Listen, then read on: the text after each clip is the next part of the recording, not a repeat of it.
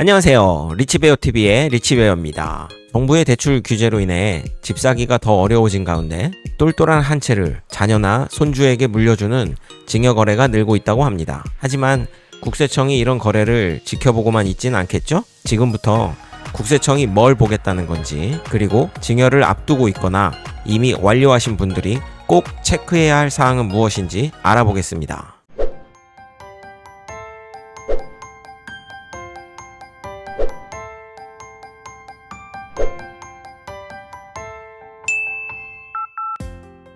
오늘 가져온 소식은 국세청이 강남 4구와 마용성, 마포 용산 성동이죠. 고가 아파트 증여 2077건을 몽땅 전수 검증하겠다는 내용입니다. 국세청은 단순히 증여 건수가 많아진 것을 넘어서 그 과정에서 세금을 덜 내려고 꼼수를 쓴 탈세 행위가 있는지 집중적으로 보겠다는 겁니다.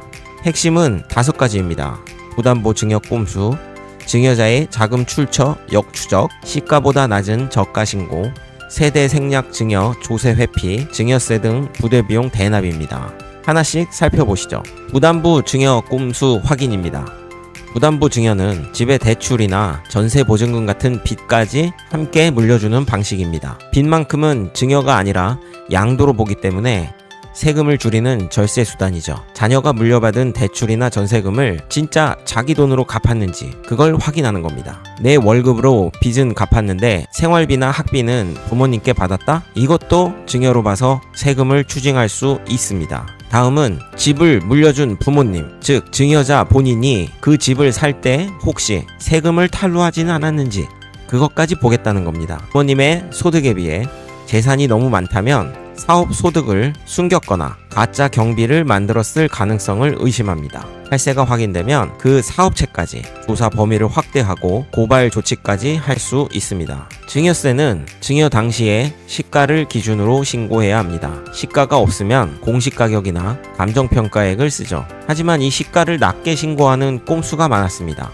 인근 시세의 65% 수준으로 신고하는 등 저가 신고는 국세청이 직접 다시 감정평가해서 세금을 매깁니다. 자녀에게 직접 주면 국세청 감정평가 대상이 될까봐 가족 법인에 증여를 한 다음 기준 시가로 신고하는 우회 증여도 놓치지 않겠다고 합니다. 세대 생략 증여 과정에서의 조세 회피입니다. 아버지 대신 할아버지가 손주에게 바로 물려주는 세대 생략 증여는 세금을 30% 더 내야 합니다. 하지만 전체 세금을 줄일 수 있어 최근 증가하고 있죠. 더 높은 세율을 피하려고 증여자를 할아버지로 위장하거나 세금을 분산시키기 위한 쪼개기 증여 등을 집중적으로 검증한다고 합니다. 증여세, 취득세 등 부대비용 대납을 확인합니다. 특히 미성년자나 소득이 없는 자녀에게 증여했을 때 수증자, 즉 물려받은 사람이죠. 증여세나 취득세를 낼 돈이 없어서 부모님이 대신 내주는 경우입니다. 증여세, 취득세는 물론 종합부동산세, 재산세 등 모든 비용을 확인합니다. 부모님 돈으로 낸 정황이 포착되면 이 대납한 금액 전체를 추가로 증여받은 것으로 보고 과세합니다. 국세청의 이번 전수검증 발표는 성실신고가 절세임을 다시 한번 강조하고 있습니다. 현재 상황에 따라 꼭 확인해야 할 사항을 알려드리도록 하겠습니다. 증여를 계획 중인 분들이 체크해야 할 사항입니다. 1번 시가 적정성, 매매가액이 없는 경우 감정평가를 받더라도 인근 유사 물건의 시세와 비교하여 현저히 낮지 않은지 확인할 필요가 있습니다. 나중에 국세청이 재감정하면 세금 폭탄 맞을 수도 있습니다. 2번 부담부 증여 조건인데요. 자녀, 그러니까 수증자죠. 수증자가 실제 소득으로 대출 원금과 이자를 갚을 수 있는지 명확하게 계획해야 합니다.